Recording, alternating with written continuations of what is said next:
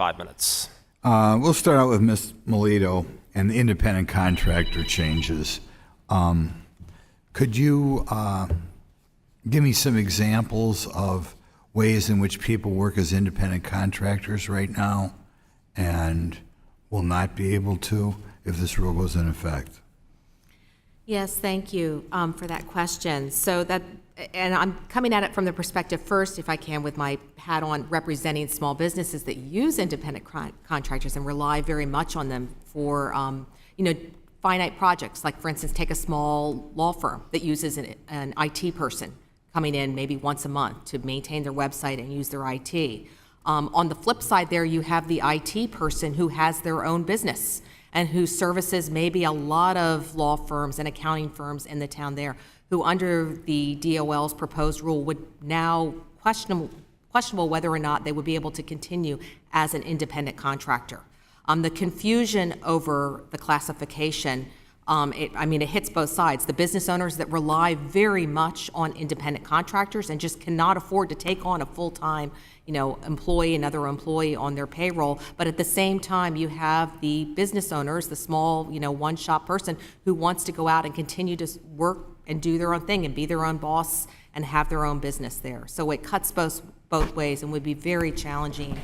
Can you give me examples in which people who want to work more and make more money benefit from being independent contractors?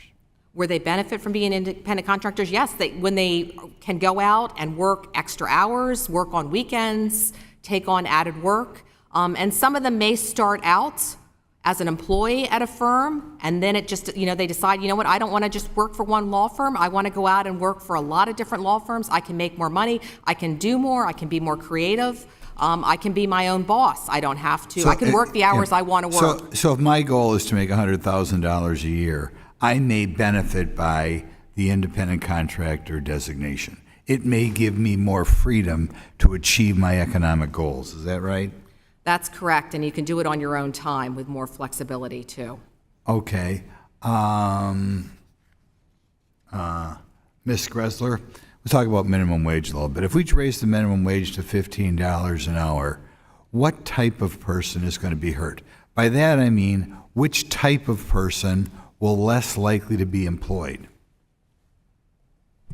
So a minimum wage is not meant to be a career wage. The reason that we have minimum wages or lower wages, it's a stepping stone. So who do you hurt? You hurt the people who are just starting out in their careers. You hurt individuals who have disabilities, somebody who might have a criminal record, somebody who has come here and doesn't yet have strong English speaking skills. And so the problem with the minimum wages is it hurts the workers at the bottom end of the career ladder who are trying to get that experience to climb up. Okay, so in other words, if I've had a criminal record, and in some states, including Wisconsin, it's against the law to discriminate on the basis of criminal record, but people do. We know that.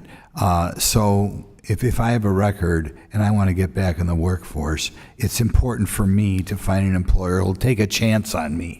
And you're saying going to $15 on minimum wage will specifically harm the type of people with a spotty record.